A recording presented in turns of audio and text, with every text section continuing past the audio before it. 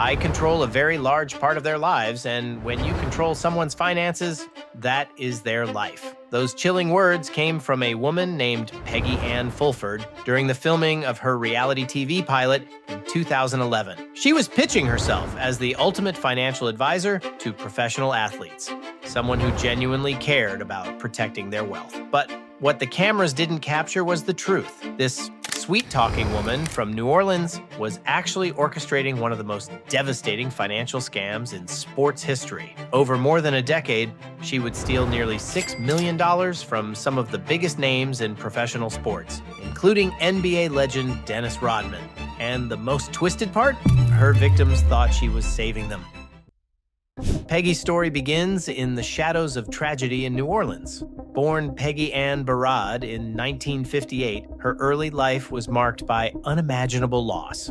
Her baby sister died from leukemia, her mother perished in a house fire caused by candles, and in 1995, her 28-year-old brother was gunned down outside the corner store he operated. Her first husband was among the 31 people killed when a DC-9 crashed after takeoff in Milwaukee in 1985. These tragedies would later become part of her manipulation toolkit, but they also shaped a woman who seemed determined to claw her way out of poverty by any means necessary.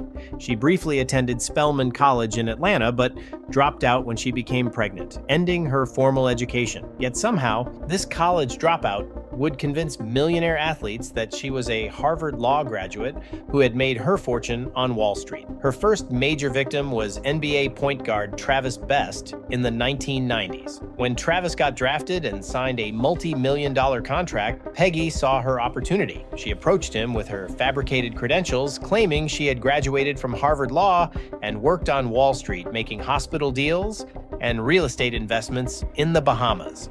Travis focused on his basketball career, handed over control of his finances without question. For 5 years, Peggy systematically funneled nearly $2 million from his accounts into her own pockets, spending it on designer clothes and luxury items while Travis remained completely unaware. When he finally discovered the theft, he made a critical mistake. He simply fired her without pressing charges or making the fraud public. This decision would prove catastrophic for future victims because it allowed Peggy to continue her con with a clean reputation. Around 2001, Peggy's next target emerged through pure social engineering. She had befriended an interior designer who was working for NFL rookie Ricky Williams, and Peggy tagged along to the job. There, she met the Heisman Trophy winner and immediately began working her charm. Once again, she presented herself as the Harvard-educated financial genius who had already made her millions and just wanted to help young athletes build generational wealth. Ricky, like Travis before him, was busy with his career and gladly accepted her offer to manage his finances for free. But Peggy didn't just steal from Ricky, she became family. She helped plan his wedding to Kristen Barnes, drove Kristen home from the hospital after their child was born, and even moved to different cities when Ricky got traded to stay close to the family. This wasn't just financial fraud, it was emotional manipulation on a masterful level. While appearing to be the perfect family friend, she was secretly opening joint accounts and funneling his money through a complex web of shell companies. By the mid-2000s, word of Peggy's supposed financial genius had spread throughout professional sports circles. And that's when she landed her biggest fish. Dennis Rodman, the flamboyant basketball legend, was retired, but struggling with personal demons and alcohol problems when Peggy entered his life in Miami. She didn't just manage his money, she became his emotional support system, reminding him when his drinking was getting out of control and helping him get his life back together. The relationship became so close that when Rodman was inducted into the Basketball Hall of Fame in 2011, he publicly thanked her during his emotional speech, gesturing toward a woman in a silver sequin dress sitting just 2 rows in front of NBA Commissioner David Stern. Peggy King, Elton King, the family that these guys are taking care of me these days. Thank you, Peggy. Meanwhile, she had already stolen over $1 million from him and was living a lifestyle that should have raised immediate red flags. The peak of Peggy's audacity came in 2011 when she decided to turn her criminal enterprise into entertainment. Network executives were shown a sizzle reel for a reality show called The Peggy Show, which would feature her lavish lifestyle and high-profile athlete clients. The pitch meetings went well. Both VH1 and Oxygen showed interest, but it was BET that ultimately ordered a pilot episode. The irony was staggering. Here was a woman stealing millions from athletes while simultaneously trying to get paid to show off the lifestyle she was funding with their money. The show never made it to air, but the pilot was filmed, capturing Peggy in all her fraudulent glory, surrounded by luxury cars, designer clothes, and the trappings of wealth that belonged to her victims. During this same period, her manipulation reached international levels when her son, Elkin King, whom she bizarrely presented as her little brother, appeared alongside Dennis Rodman during his controversial trip to North Korea, sitting behind Kim Jong-un at a basketball exhibition. But every con eventually unravels, and Peggy's downfall began with something as simple as a power outage. In 2013, Dennis Rodman was relaxing in his Florida condo when suddenly the electricity went off. When his assistant looked into it, they discovered that the power bill hadn't been paid in months, along with most of his other bills. This was supposed to be Peggy's job, the very service she had promised to provide. Around the same time,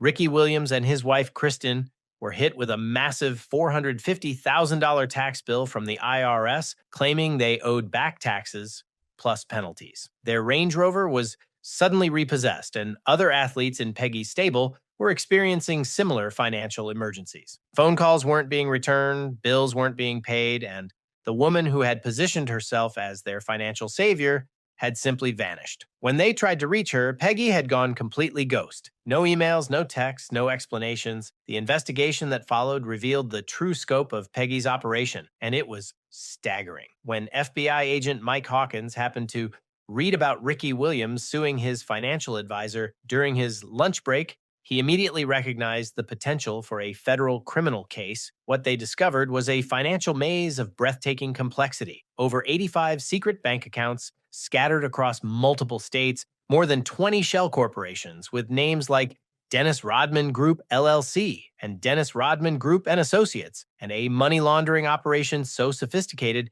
that investigators eventually gave up trying to trace all the stolen funds and instead focused on finding any legitimate sources of income. The answer was simple. There weren't any. Every dollar Peggy spent came from her victims. Her arrest in December 2016 came with perfect timing. Agents found a $197,000 check sitting on her nightstand, payment from a local orthopedic surgeon she had convinced to invest in a non-existent real estate project. Even while out on bail after pleading guilty, she couldn't stop the con, scamming a medical business out of $25,000 using the alias Peggy Jones. The final chapter of Peggy's story played out in a Houston federal courthouse in November 2018, where she received the maximum sentence of 10 years in prison and was ordered to pay $5.7 million in restitution to her victims. The testimonies from the families she destroyed were heartbreaking. When the judge asked Kristen Williams how much of her husband's NFL earnings Peggy had stolen,